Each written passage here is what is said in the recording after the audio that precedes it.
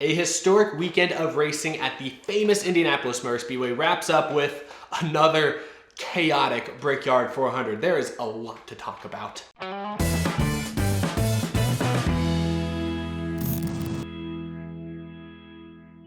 How's it going, y'all? My name is Eric, and welcome to Out of the Groove. Gosh, I echo in here. Can y'all hear that echo? Just a little bit of echo. Yeah, I'm not in my usual studio once again. I'm not at home at the moment. But that didn't stop me from watching today's race, and it's not gonna stop me from doing a video on it here tonight. But yeah, where do I even start with tonight's Brickyard 400? And I say tonight because once again, for the 5th race in a row, we saw a weather delay. It was only about an hour. It was mainly due to lightning, but gosh, Fox, NBC, spring, summer, fall, it doesn't seem to matter at this point. We're getting rain delays almost every week. Anyway, I'm not gonna dwell on that. I have a few things I wanna talk about in this episode. I'm gonna talk about the top finishers. I'm gonna put this race on the Groovy gauge at the end, but before I talk about all of the action, all of the stories from this afternoon's event, I want to start by talking about the new NBC broadcast. This was the first race broadcast on the NBC family of networks of the year. So once again, it was Rick Allen, Steve Letarte, Jeff Burton, Dale Earnhardt Jr. in the booth. Mike Tirico joined Dale Jarrett as kind of like the Hollywood Hotel. Dang it, that's a Fox thing. Well, anyway, you had Jarrett and Tirico on site at the racetrack. Mike Tirico's known for his work on Monday Night Football back in the day with ESPN, nowadays Sunday Night Football. He brought a great level of professionalism, and I thought he was extremely impressive all weekend long, from the IndyCar race to the Xfinity race to the Cup race today. He knows this stuff. He did his research.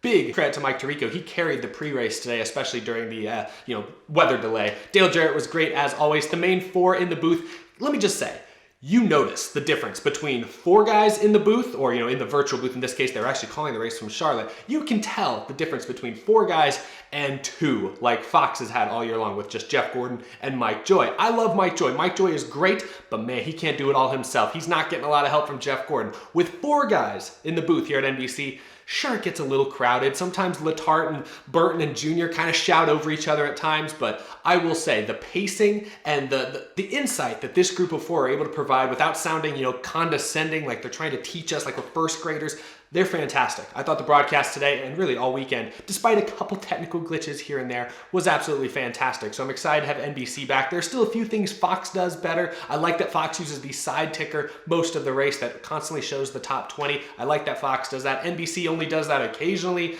Still some differences there, but I thought the broadcast was, the broadcasters specifically, the commentary was fantastic for this entire weekend. Really made this race weekend stand out as a historical event. The historical event that it is supposed to be. So that's all I wanted to say there. Let's talk about the top finishers and go through some of the highlights, or in some cases, lowlights of today's race. Looking at that top 20, Kevin Harvick continues to go back and forth with Denny Hamlin. They split the two races at Pocono last weekend. They both led the most amount of laps in this race. Harvick ultimately got the win after Denny Hamlin blew a tire while leading. There were a lot of tire issues today we'll talk about. He was leading with less than 10 laps to go when he cut a tire down. That handed the lead to Harvick. He was able to hold off Matt Kenseth on the restart to get the win, his 4th win of the season, tying Denny Hamlin for the most wins in the Cup Series this year. It's clear Denny Hamlin and Kevin Harvick are the two top championship contenders at the moment. I think a large part of it has to do with their crew chiefs. I would argue Chris Gabehart for Hamlin and Rodney Childers for Harvick are the two best crew chiefs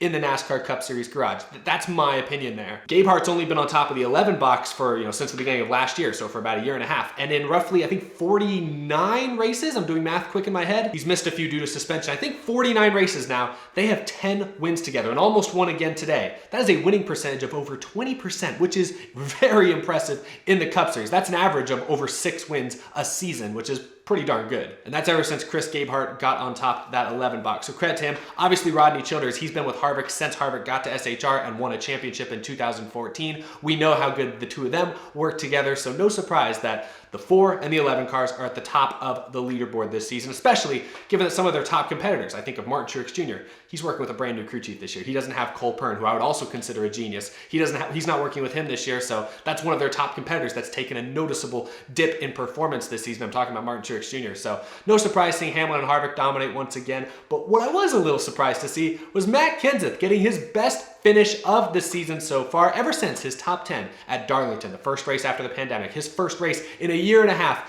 It's been kind of a struggle for Matt Kenseth and the 42 team. They've had some decent runs, a couple of top 12s at Pocono last weekend, so it looked like things were starting to go the right way. I didn't expect a second place finish here today. He was running with the 2 leaders late in this race, but with dirty air and just with a multitude of factors, was never able to complete the pass or really challenge Harvick or Hamlin for the lead late in this thing. But he came across second, survived that late race restart to at least get a podium finish. Huge day for him. He needs a win if he wants to make the playoffs, but at least today's race showed that maybe that 42 car is capable of having winning speed with Matt Kenseth behind the wheel. So great day for him. Great day for SHR and Aric Almirola. His 5th straight top 5 finish. Credit to Aric Almirola. He is on it right now. SHR is obviously running really well with Kevin Harvick winning races every other week, but Aric Almirola has been just behind him. So credit to Aric Almirola. He is on fire right now. Cole Custer, the rookie, a great finish as well. Credit to him. SHR cars ran really well, and it's nice to see Cole Custer finally running with the veterans, you might say. Kyle Busch struggled with the handling all day, but managed to come home a respectable 6th. He actually had a flat tire on a late race caution, had to pit in extra time, lost his track position, and it was tough to pass today at Indianapolis Motor Speedway. So to get a 6th place finish, not too bad, but definitely not what Kyle is looking for. Michael McDowell, another top 10 run. Watch out for Front Row Motorsports. We've given John Hunter Nemechek a lot of credit,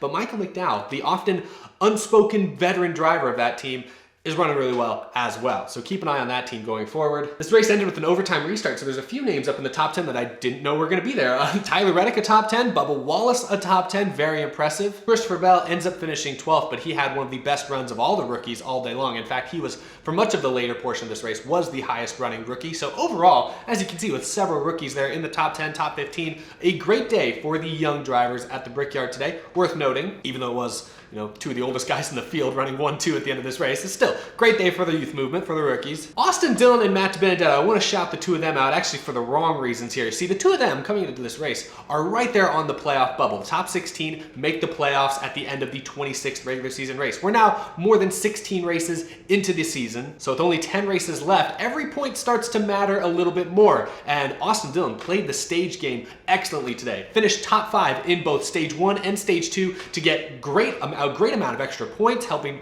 him make the playoffs. Matt Benedetto was up there as well, but late in this race, on the final lap as a matter of fact, while both running inside the top 10, the 2 of them made contact. It looked like Matt Benedetto made an aggressive move going into turn 3, got down almost near the grass, taking Austin Dillon 3 wide, and Austin Dillon just never gave him room. Yeah, it was an aggressive move from Benedetto, but at some point, he did have the position, and at that point, you kind of got to think bigger picture. They're racing for like 7th place. That doesn't really matter. What matters, though, is wrecking on the last lap and losing important playoff points. As the next few races go forward and we get closer to the playoffs, I'm going to start looking at the playoff grid, specifically the playoff bubble, more closely. And Austin Dillon and Matt Benedetto's names are going to be right there around that cut line. So finishes like today, when they ran great from stage 1, stage 2, and even stage 3, losing a lot of it there on the final lap, the final half a lap even, is a little bit frustrating, I'm sure. I'm sure their crews were not, their crew chiefs, I'm sure their teams are not happy with the 2 of them when it's all said and done. Daniel Suarez, a nice top 20, and also Ross Chastain, a top 20, driving Spire Motorsports equipment at a non-super speedway. Credit to him, driving his very own Melon Man brand scheme. But there's your top 20 finishers. There are a lot of big names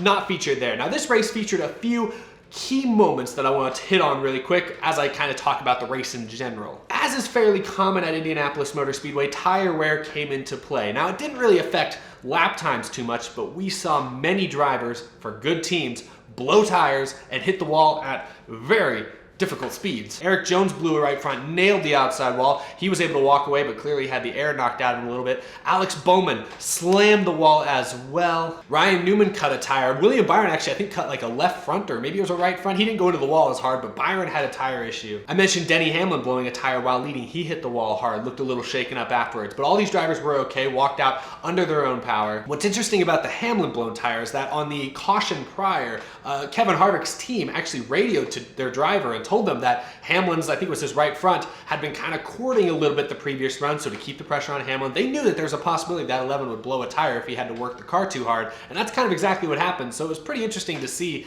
that play out.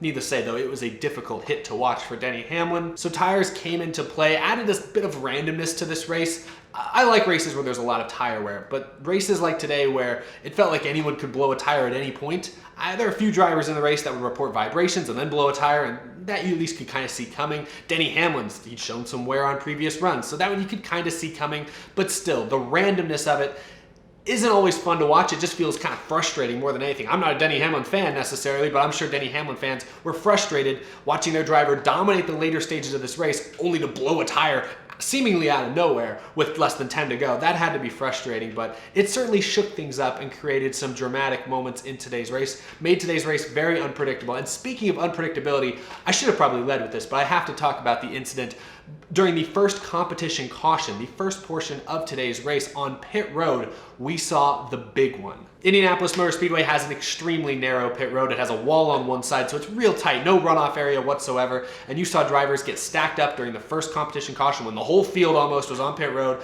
Drivers wrecked, cars got major damage, took Justin Allgaier, who was filling in for Jimmy Johnson, took him out right away. But the hardest part to watch in today's race was Ryan Blaney's pit crew, who was pitting the race car as the spin next to them happened. Pit crew member Zach Price got his leg pinched between Blaney's car and another car that was spinning out of control. He got out of there quick. Kudos to him. He hit the ground. He scurried out of there to avoid, anything worse possibly happening, but he had to be carted away and taken to the ambulance and actually had to be taken to a hospital. He was awake and alert and actually smiling just a couple minutes after the incident happened, giving the thumbs up, but definitely likely a serious injury sustained by a pit crew member right there. It's at tracks like Indianapolis we see often, unfortunately, it happened last year as well, how tight things are and how dangerous the work of pit crew members really are. Sure, they're wearing helmets, they got fire suits, but they're more or less unprotected. And on TV, it doesn't look like much, but in person, you really see it. Cars are still going 40, 50, 60 miles an hour on pit road usually, and go outside, go stand near your freeway or near the access road. That's about how fast these cars are usually going on pit road. I mean, it looks pretty fast when you see it in person. So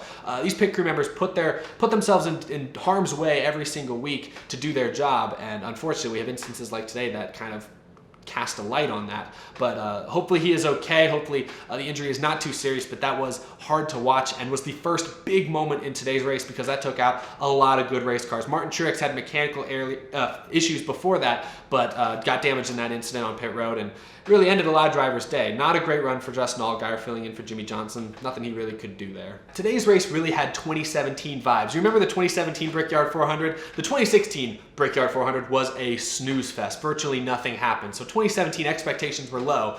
And in 2017, at the end of that race, things got crazy. There were wrecks left and right. Remember, that's the race where Truex and Kyle Busch wrecked on a restart. You had guys spinning out of control on restarts. You had that crazy finish with Jimmy Johnson trying to take the lead with a blown engine. He spins out. The end of the 2017 Brickyard 400 was absolutely chaotic, ridiculous in many ways. Today's race kind of had a little bit of that sprinkled throughout. I mean, I mentioned first big incident happened during the competition yellow, and late in this race you had the leader blowing a tire with what seemed to be the most dominant car. This race was extremely unpredictable. Let's talk about it a little bit more and put this thing on the groovy gauge. We talked earlier this week about whether or not this year's Brickyard 400 might be the last one run on the oval. A lot of fans have asked for more road courses. We saw the NASCAR Xfinity Series run the Indianapolis road course for the first time ever yesterday, and holy hell, that was an amazing race. The last 8-10 laps was some of the best road course racing I've ever seen, so I'd say it had a pretty good audition. Anyway, this race, while it was wildly engaging, I might say, I think that's the right word. It was unpredictable. I've used that word a few times. I would say it was engaging, partially because my favorite driver is challenging for a win for the first time in like 2.5 years. But with so many of the leaders, so many fast cars running into issues with the restarts as racy as they were today, I will say today's race was engaging. That being said, the current aero package, the high downforce wheels package, certainly does not make passing, especially on the long green flag runs, does not make passing easy, especially for the lead. I think we really only saw one green flag pass for the lead under green.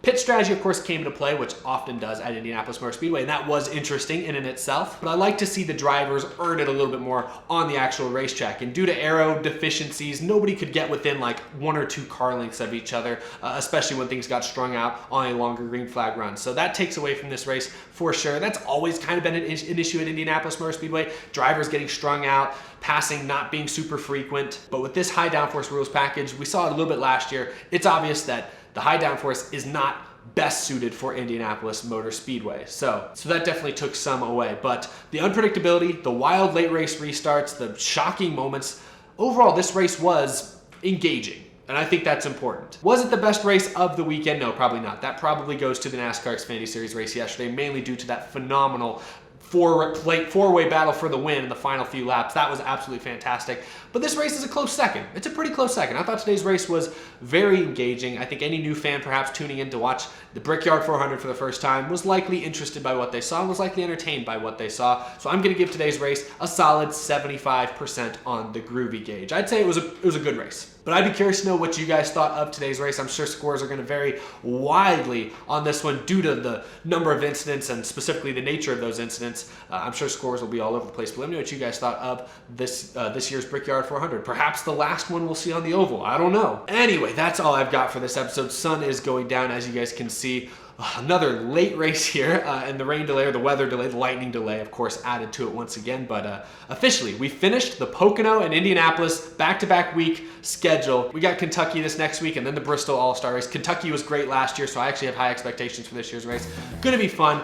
Get to go to a short track in less than 10 days, so I'm excited about that. But that's all I've got for this episode. Thank you all for watching. Remember to follow me on Twitter, follow me on Instagram, and of course, a big thank you to my Patreon supporters. Couldn't do the show without the amazing support I get from each and every single one of you on Patreon every single month.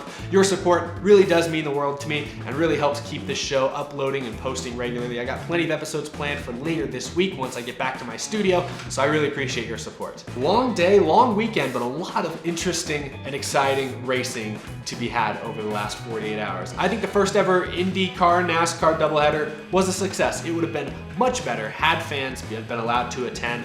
But I do think as far as the on-track product is concerned, I wouldn't be too upset to see another IndyCar NASCAR doubleheader next year, hopefully. July 4th weekend might be the best time to do it. I'd be excited. I'll try to make it out to that. That would be, I think, any American racing fan's dream to get to go to this event this weekend next year. Hopefully, fingers crossed, that's able to work out. But I enjoyed today's race. Let me know what you guys thought. I'll see you again very, very soon. Have a great rest of your weekend, everybody.